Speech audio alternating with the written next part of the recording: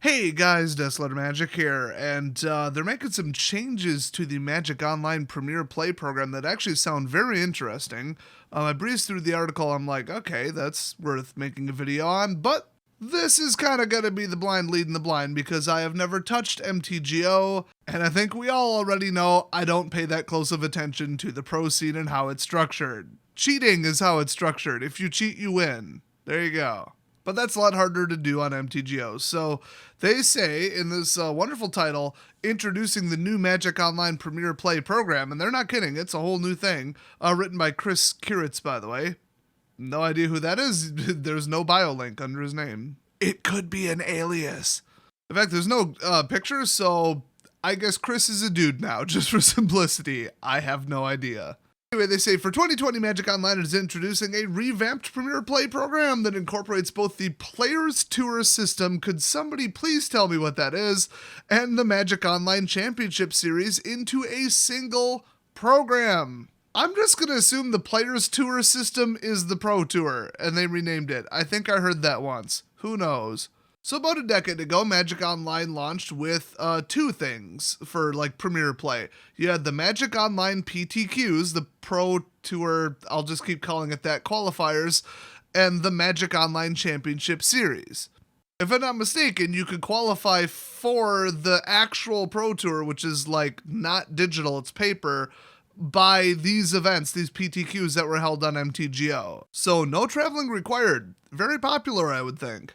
And then they had the, I believe, digital-only Magic Online Championship Series. So, and though both of these have changed, they've remained entirely separate. Their own seasons, their own qualification procedures. Heck, I think they've got their own rules. I love this sentence, so I'm going to read it verbatim. From preliminaries and challenges to qualifiers and playoffs, PTQ tokens and qualifier points or QPs to format points, FPs, and leaderboard points, they don't put LPs. There's no parentheses there.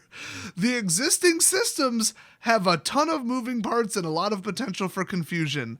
I do not know what one single thing they just said is. So yes, at least they're admitting it, and admitting you have a problem is the first step. Although the very next sentence starts with, while nothing is broken, is it not? Really? So anyway, they went back to the drawing board and came up with 1, simplify the Premier Play system. Yes. 2, provide players more flexibility. That would be wonderful. 3, allow format specialization, but number 4, don't penalize players who dabble in multiple formats. That all sounds wonderful. I mean, unless they royally screw up the second half of this article, they are making some improvements here. And I mean, I skimmed, it gets wild. So one of their earliest decisions was to move Magic Online Premier Play to a seasonal model, while the current MOCS system, that's MOCS, which is the digital one. I've already been swept up in the tsunami of acronyms, and there's no saving me at this point. Anyway, the current system does a fine job of creating engaging ongoing play. They wanted to create more immediacy around Premier Play. We know that based on past schedules, the time from the start of the 2019 MOCS season to the final MTGO Championship will be somewhere around 18 months. That's news to me. I thought it was like 6. Jeez. What the actual hell are my neighbors doing? Marching band practice?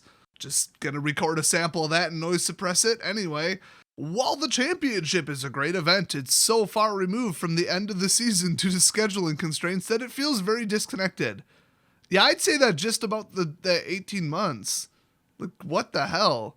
That can't be what it is. So get this. For 2020, they say we're splitting the year into shorter seasons of about 17 weeks each. Why did they change the time unit? I don't know. So they're going from about 73 to 74 weeks to 17. That's like an 80% reduction. Like, holy crap. So each season will have its own qualifying events and will culminate in an 8-player in-person Champions Showcase. Oh, good, another name. With its own prize pool of $70K. That's cool. And an invitation to an upcoming Players Tour Finals. So 70 grand, 8 players, and an automatic qualification for the PT. That's kinda nice.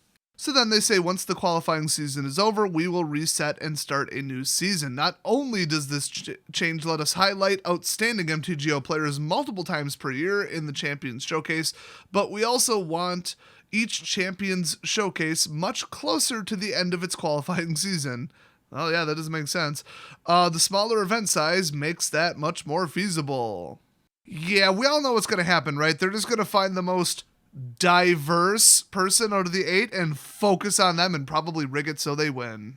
Oh, and if past tournaments are any kind of indicator, they will let them get away with literally anything and ignore any level of cheating with zero consequences, and then they'll let them get up on the mic and say absolutely anything as racist and sexist as possible.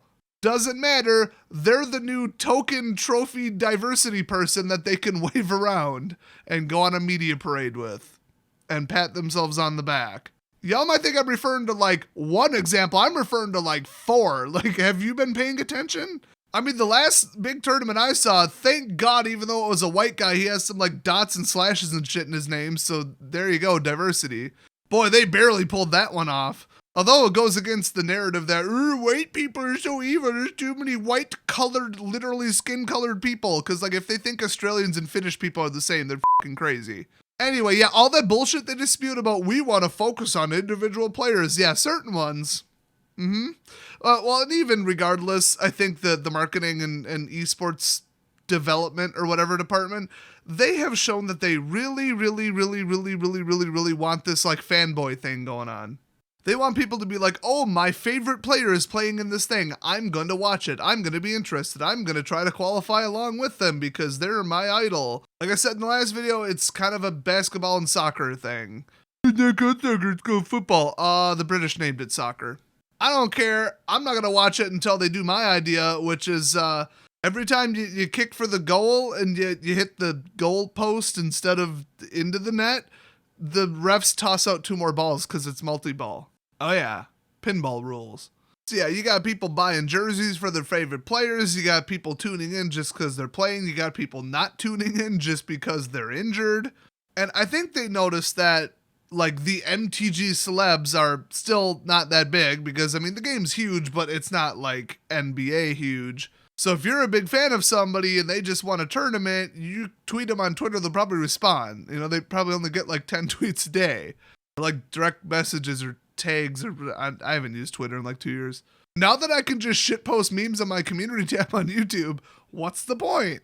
But yeah, I think they know that, so they're like, wait a minute, like, people could start to prefer this as like a preferred esport because these people aren't too big and too important to start responding to people's messages and, you know, saying thanks for the positive, encouraging words going into a tournament. And the whole like, oh, I tuned into the tournament just to watch you and you did great. Yay, congratulations. Like that's all cool. And, you know, fans are viewers and viewers play the game more because they're more into it and it generates more sales.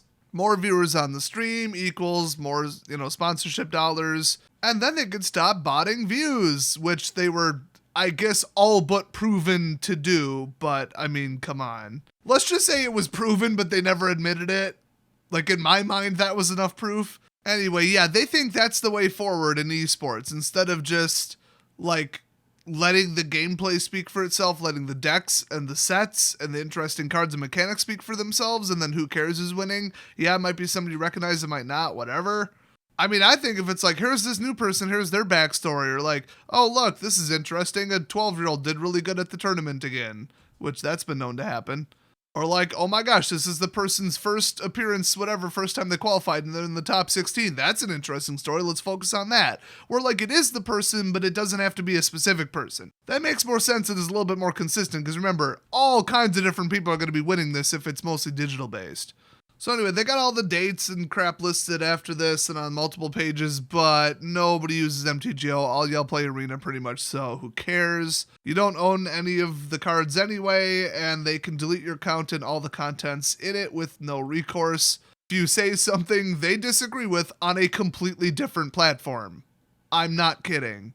They have said they will do this, they have done it to people, and it's in their terms. Oh, and they had a job listing for a social media stalker / investigator, so they're also hiring for that position to go off platform to police things people said. fucking lunatics over there. Seriously. Obsessed much? This is some Xi Jinping shit, or whoever that Winnie the Pooh jackass is. So anyway, as far as the changes here, they're kind of making it all one system. So they say part of the previous system's complexity stems from having unconnected events scattered across the calendar. Constructed PTQs have different entry options from limited PTQs, which have different entry options from MOX preliminaries, which have different entry options from format playoffs, and so on. With the new seasonal model, however, we wanted to rein in this complexity to create a more focused experience. We knew that in an ideal world, we wanted to consolidate the available play systems, but during design, it became clear some of our goals were at odds with each other. How can we simplify if we want to allow format specialization? How do we make specialization feel rewarding while also supporting omnivorous players? I don't really care what they're eating, but I assume that they mean they play multiple formats. So reconciling these conflicts was the most difficult part of the process. We started with a multi-point system similar to what we currently have for the MOX, including format points, but with PTQs included. While this allowed specialization, it didn't do much to simplify things. Trimming to just a few categories, like limited and constructed, got us closer, but it still had a level of complexity we didn't care for. Particularly for players who might end up straddling the two worlds because they like both constructed and draft. Yeah, that is a problem. Ultimately, we decided that providing maximum flexibility would be the best way to support both specialists and omnivores. Wow, they're really going with that metaphor. All while simplifying the system. This means that 2020 players will only be earning a single Premier Play entry object called a qualifier point. So QPs, that is all you have to worry about now. And by you, I mean nobody, because MTGO sucks, don't play it.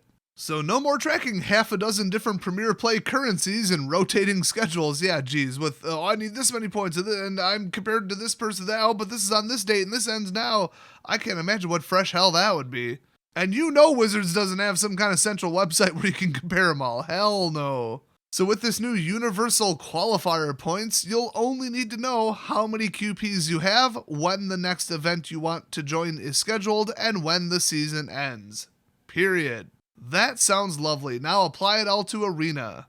So the next section is like how to qualify. They got leagues, queues, preliminary events, and they got like charts and times and like days of the week, and no thanks. You want to dive that deep? Do it on your own time. I'm already losing interest. I love how the section I skipped to starts with, now that you know how you can earn QPs. Oh, yep. I got it down now. I totally didn't just skip over all that whole section without reading it. But basically, like how you spend your QPs, I guess you can spend them in anything you want. So I guess what they're saying is like, if you earned qualifying points by doing really well at a draft tournament, but you want to now enter a constructed tournament, you can do it. Like, it would be weird, and theoretically you're better at draft, but it's up to you, and that's kind of cool. Also, they said with the old system, you had about 8 opportunities to use your points that you qualified with, the various ones, during a 17-week period. Now they're moving to 40, so that's a lot. Warning, though, it does cap at 672 players per event, and they think that the ones at the end will fill up quicker, I guess because people might take really long to get enough QPs to enter one. So be mindful of that. So cool, that's digital, but how do you get into the I almost said Pro Tour again. They're still calling it Players Tour. I'm still convinced it's the same thing and they just renamed it, whatever. How do you get into the PTs? Well, there should be roughly 25 PT qualifiers, or PTQs, over the course of each season. That is a lot. Players will need 40 QPs, so qualifying points, to join each PTQ, and the winner will earn an invite to an upcoming Players Tour, or PT, or Pro Tour, one of those. It's probably also called a Grand Prix and a Magic Fest. Who the hell knows at this point? It's all gone out the damn window. Oh, by the way though, the MTGO Premier Play seasons, which they're way shorter, and the tabletop PT seasons will not necessarily be aligned, but they'll always tell you like at the PTQ, this is what you're qualifying for. This is what event this feeds into. So you know where to buy the plane tickets for, or what to not participate in because you can't afford the plane tickets for. Oh, I love how they just keep having them in Japan and Hawaii, two of the most expensive places to fly in the entire world. Not to mention the internationally completely unfriendly time zones that they're in. So they'll have limited PTQs, modern PTQs, Pioneer, Standard, Legacy, Pauper, pretty much anything. So you can qualify in whatever you want, and you can earn the qualifying points to get into the PTQs with whatever format you want. Sounds lovely. Hey, they should extend this to Arena so I can just absolutely sweep and then qualify, and then when they try to kick me out just because they don't like me, I'll sue them for discrimination. That's the best strategy to get some prize money, and I use that term loosely. So, okay, this digital thing feeds into a digital PT qualifier, which feeds into the big event, which I believe is played in person with paper. All right, how about the rest of this? So they say the Champions Showcase, which is their new 8-player thing, with the 70 grand purse and the automatic qualifier for the PT anyway. The other way you can spend your qualifying points is by entering the Magic Online Champions Showcase events, or MOCS. Oh my gosh, they managed to actually hit the same acronym. That's amazing. If only they put that much effort into anything else at the company. But yeah, this program has its roots in the Magic Online Championship Series, which is what it used to be called, MOCS as well, but has been modified to meet the goals outlined above. With this in mind, the new MOCS will have several components to discuss. 1, showcase challenges. 2, showcase last chance events. 3, showcase qualifiers. 4, showcase opens. And 5, champions showcase. Let's dig in. I mean, I kind of get it. It's like you earn points at this, you spend them here, you go to this, and then you might qualify. Duh. If you want more details because you're actually going to go do it, go read the article. So anyway, it's like multiple formats every couple days, whatever. It's not that interesting. If you're interested, first place at these 8-person tournaments gets $20K, second place gets $14 grand, third and fourth get $8,000, and 5th through 8th place get $5,000 big ones. So the logical flow chart is earn QPs, which do that anyway, and then enter the showcase challenges or LCEs. Just read it if you're interested. Then you enter the showcase qualifiers or showcase opens, and then you earn champions showcase invites, hopefully, which you won't. It's only 8 people. Although I think Magic Online only has about 8 players left at this point. So apparently this whole shebang gets going on December 10th. That's in 4 days. They wrote a short book about the crossover and the this and that, and if you have tokens, you could do this, and like this is along with that, and it's a whole mess, but whatever. They're still moving this to a more fair, more streamlined, more easy to understand system. Like, even I kind of get it, and I don't touch any of this. But if you think it's all wrapped up neat and tidy with a bow, it's a big improvement and we're all safe, no. It says the new Premier Play program isn't the only big change we have in store for 2020, but I'm going to save that information for an update earlier next year, as this article is already too long. Thanks, Chris. What fresh hell does Chris have in store for us? We'll find out in 2020. I bet it involves Arena. So, I mean, honestly, with all these changes, I bet they're going to, like, double the participation in these tournaments just because people are less confused. It's like logical flow from small to big, one currency of qualifying points. You get them, you use them. Done. Lovely. So the only question left is, what, if anything, does any of this have to do with Mythic Championships? If I know. So, I don't know, what do you guys think of this? Whether, I guess, you use MTGO or not, do you think that this is an improvement or an unimprovement, or is there some huge flaw with this that people are complaining about? Is there a downside? Because it looks all pretty rosy to me, but I'm taking them at face value because, like I said, I don't use MTGO, and I don't, like, grind it to try to get into tournaments, obviously. So, yeah, let me know your reaction to this down in the comment section below, and I will see you guys next video.